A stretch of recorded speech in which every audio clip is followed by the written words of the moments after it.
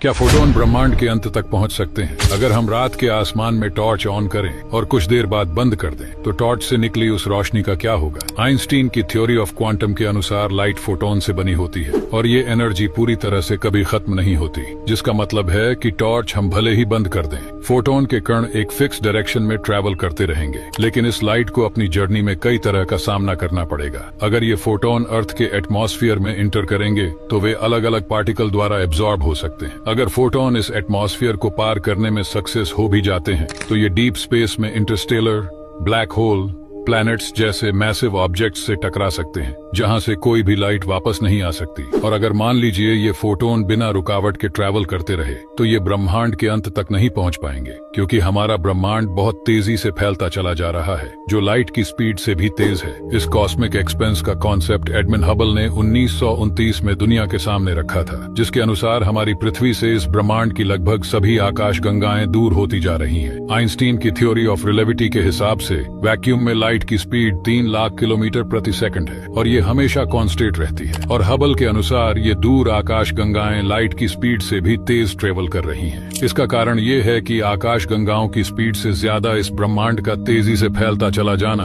इस दूरी को बढ़ाता चला जा रहा है। तो चाहे हम कितनी भी कोशिश कर लें, ये फोटोन ब्रह्मांड के अंत तक नहीं पहुंच सकते और शायद हम ये कभी नहीं जान पाएंगे कि इस ब्रह्मांड के बाहर किस तरह की दुनिया है। अगर आपको साइंस में दिलचस्पी है तो हमारे साथ बने रहिए।